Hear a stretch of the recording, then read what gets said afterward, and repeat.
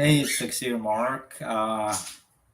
It's 6:34 p.m. on Friday, May 3rd, 2024, and I want to show you the latest stuff that I got. But first, I went to see a movie today. It was Challengers. It's a tennis romance drama type of thing, I guess. Um, Stars Zendaya. Now, a bit about my history with Zendaya. The Spider-Man films, the MCU Spider-Man films with Tom Holland. That's where I got introduced to her. I thought, okay, cool, Zendaya. I knew nothing about it. And then I wanted to see Dune 2 or Dune Part 2 in theaters, so I watched Dune, the original. Well, not the original, but you know what I mean. On streaming. I need to get a new chair. Jeez, this thing is wobbly. Anyway, uh, I believe she showed up at the very end of that. Um, but then she played a major part in Dune 2, so I'm like, okay, cool. But I really still didn't know anything about her or anything. And then one day, while I was looking around Big Lots, I found a very cheap DVD of a Disney Channel series called Shake It Up. And it had 7 episodes on it. Not the first 7, just 7 seemingly random episodes from the first 2 seasons of the show. So I watched it. I was like, okay, this is cute. It's got stupid moments certainly, but it was cute. The series it started in 2010. It lasted 3 seasons, and then unceremoniously canceled or not renewed, and no one ever gave a reason why. So it just kind of ends. And I'm currently watching season 2 right now because after I finished the DVD, I decided to watch the entire series on Disney Plus. And Zendaya plays Rocky Blue, the co-lead of the series, along with Belle Thorne, who plays Cece Jones. And Cece, I think, is the mainer of the 2 main characters. She's the leader of the 2 lead characters. Look, that sounds better. But anyway, yeah, I really enjoyed watching Shake It Up. The girls are funny, and it's a pretty entertaining series. Nothing too complex or anything, and it's typical kid com stuff. I mean, with kid coms, it's hit or miss for me. I like from Nickelodeon. I like Victorious.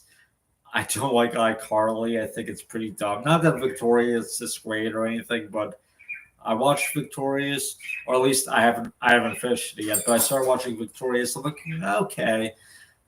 Then I started watching iCarly because I knew there was going to be a crossover, so I wanted to watch iCarly as well. Um, I gave up on that. It's dumb, but anyway. So I love on Disney Channel, Liv and Maddie. That was a great show. Uh, so yeah, I watched the first episode of Lizzie McGuire. Eh, so like I said, a hit or miss, but I love Shake It Up. So now I went to see Challengers. Not interested in tennis otherwise, but I went to see it for Zendaya, and it's a pretty fun drama type thing.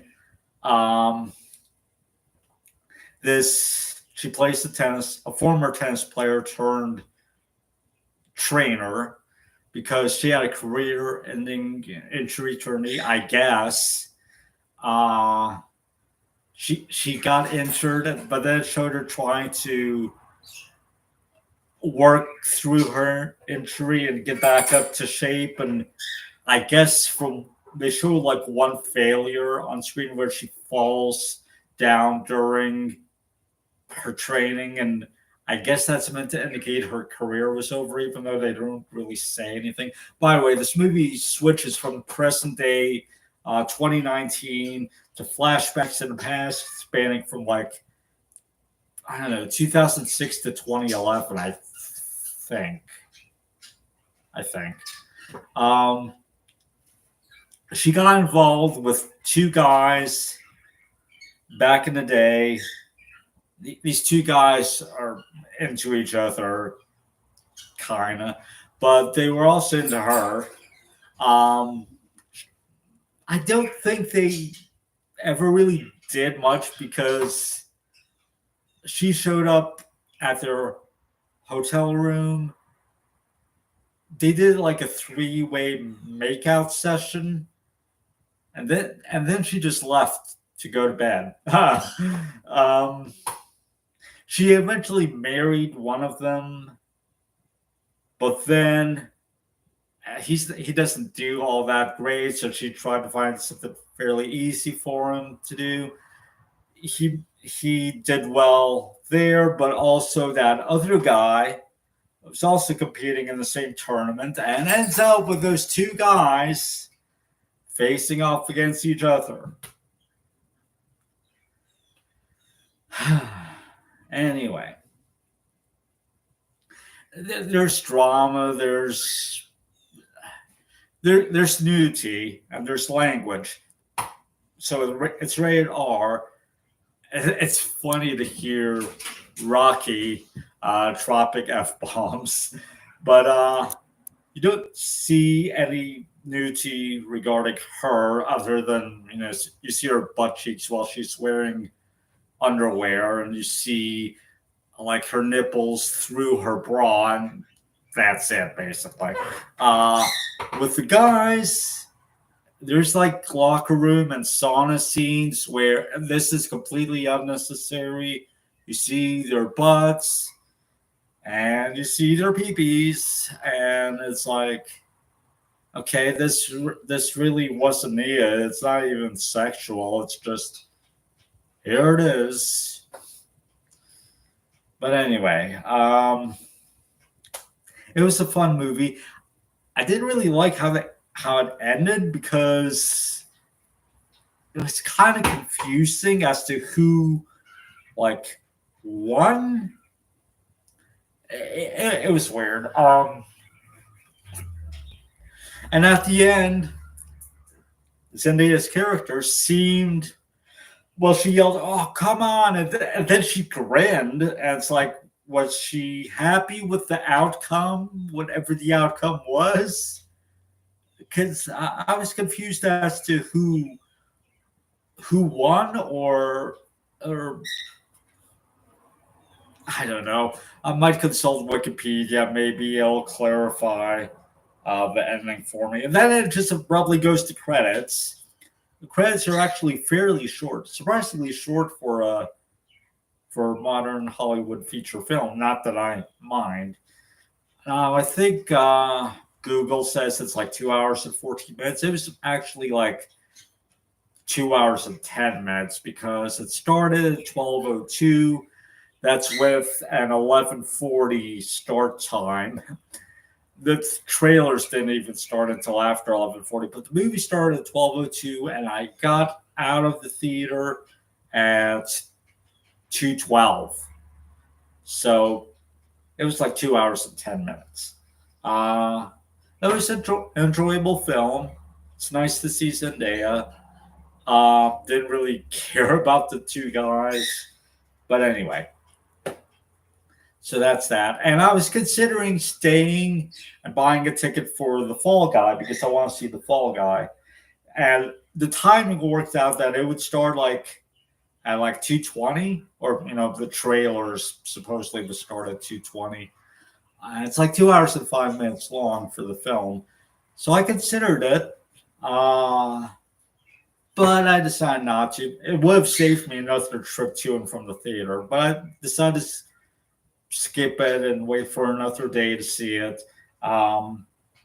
because I want to watch some of the original TV series first, just so I could compare it to the movie later on.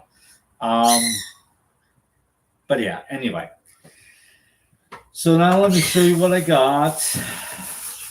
First, from Tuesday, new releases at Walmart. I got Madam Web in 4K. Yeah, I liked it just fine. So it says it includes Easter eggs, gag reel, and more.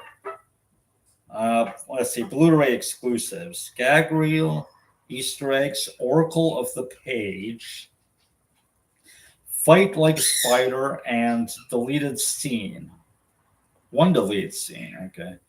Also includes Future Vision and Casting the Web.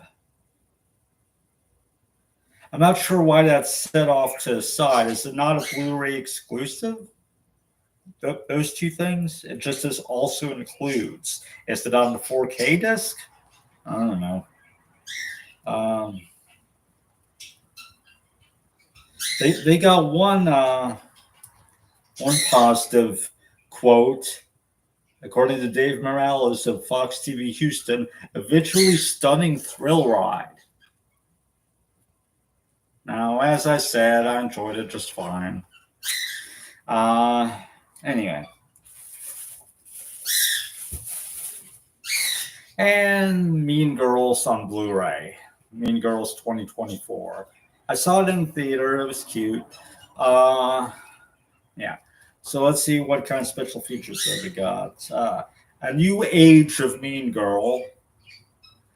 Song and Dance. The New Plastics. Extended Scene. I'm having a small get-together at my house. Gag Reel. Not My Fault music video with Renee Rapp and Megan Thee Stallion. Mean Girls sing along with select songs. Okay. Kind of surprised that there's no audio commentary on either of these, actually. But it says includes over 30 minutes of fetch bonus features. Did fetch ever actually become a popular slang term or not? This quote on the front says, "Fun and fetch spin, timeless teen story." So they're trying to make fetch a thing, but who knows? I still gotta watch the original. I got it on DVD. Anyway, we'll skip ahead a bit. I went to Target today after the movie.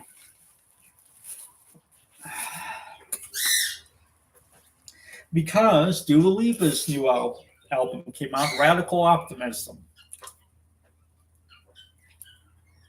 It's got a holographic cover, so that's kind of neat.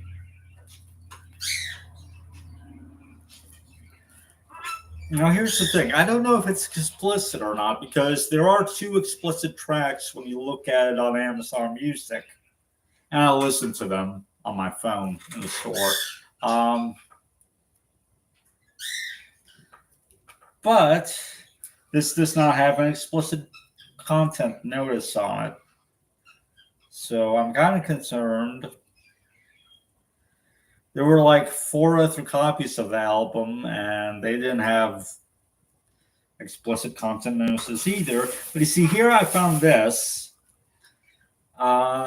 new album by Fletcher, In Search of the Antidote.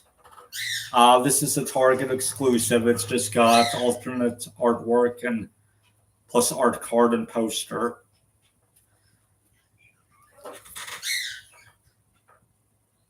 The alternate artwork. The main artwork, from what I saw on Amazon, was just this, which is on the back. This is the cover art from the standard edition, as far as I can tell. So instead of her hair covering part of her face, they have her arm covering part of her face. So and it's the right side in both cases. That's weird. Anyway, I wonder what the back of the standard edition looks like. But anyway, you got 11 tracks. Dua Lipa has 2, 3, 4, 5, 6, 7, 8, 11 tracks.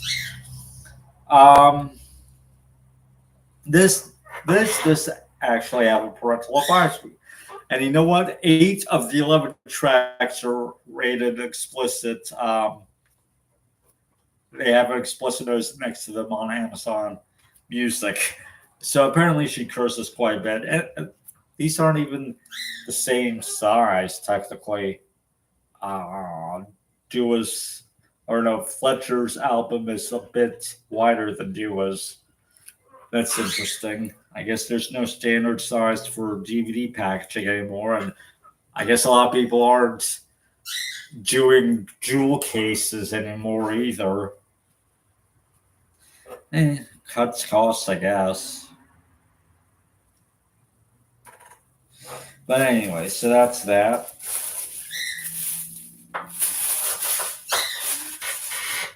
Now, let's back up a bit because directly after the movie, I stopped at Walmart mostly to see if I could find the new Dr. Pepper flavor, the creamy coconut, and I did in a bottle, and it was good.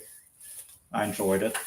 I've been looking for that for like at least a week now. I know the official nationwide rollout date was the first. It was just 2 days ago, but I knew some stores had gotten it early, depending on where they were, I guess, or they were putting it out on shelves early. I don't know. So I kept looking, and I hadn't found anything until today. But anyway, it was good.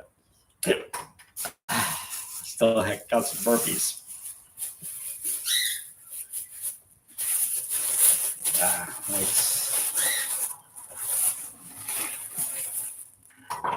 All right, so now I saw this and I thought, okay, it's time.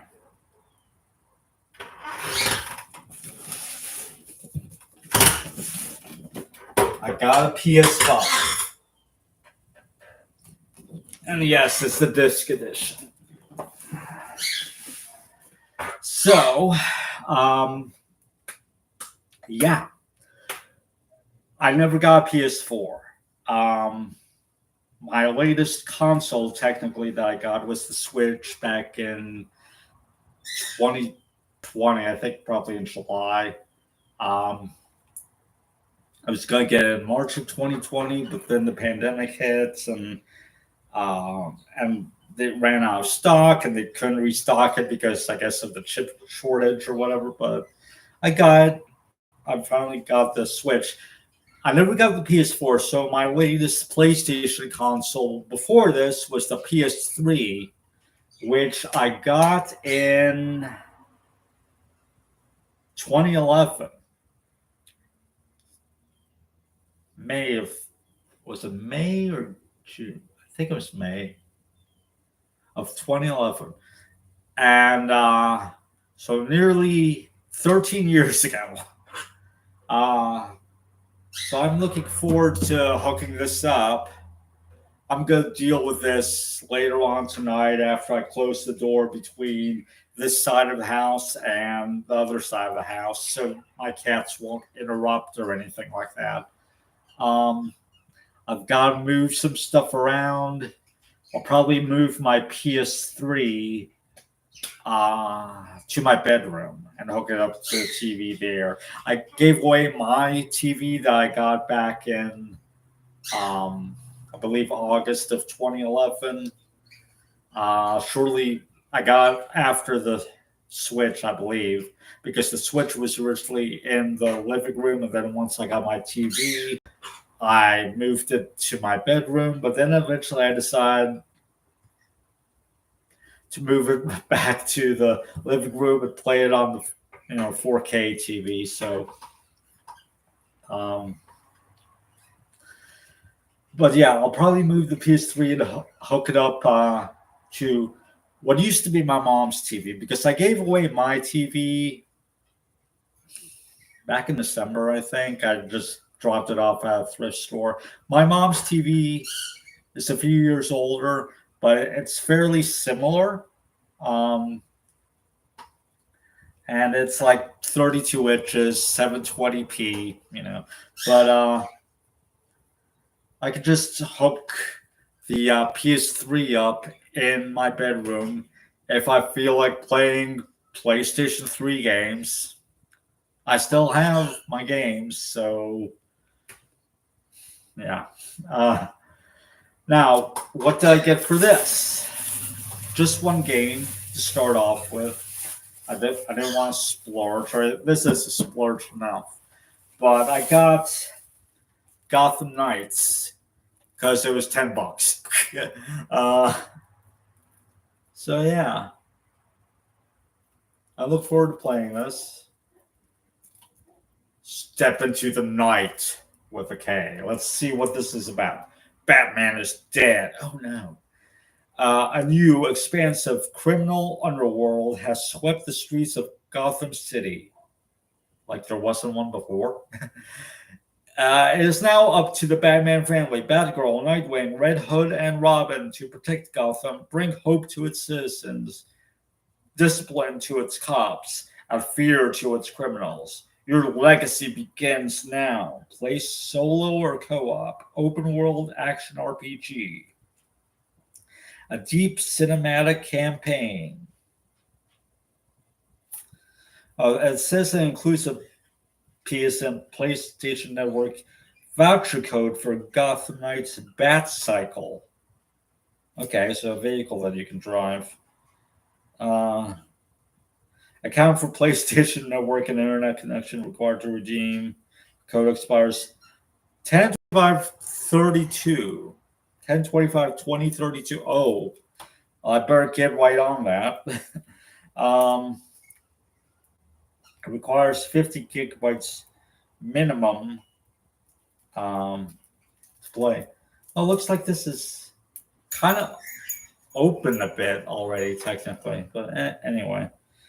You can play Ultra HD Blu-ray discs on here. I mean, I've got an Ultra HD Blu-ray player in the living room already, but hey, I can always play those 4K discs on this, I guess. Let's see, it's one player, 1 to 2 network players, PlayStation Plus subscription required. I don't know if I'll subscribe to this. I suppose I need to. I get PlayStation Network. I believe I have PlayStation Network or PlayStation Store. I don't remember what from the PS3 days, but whether that transfers over to PS5, I have no idea.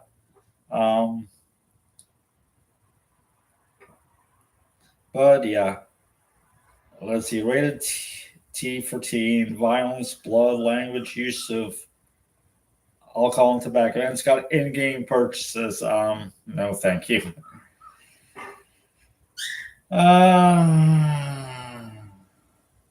Oh, this is interesting. Warning: if you have a history of epilepsy or seizures, consult a doctor before use. Certain patterns may trigger seizures with no prior history. Before using and for more details, see instructions for this product. I'm surprised if this thing actually has instructions in it. Instruction manuals are basically a thing of the past, I think. But anyway, I wanted to share that. I'll hook up my PS5 later tonight, probably after midnight. And I'll let you know eventually how it works and stuff.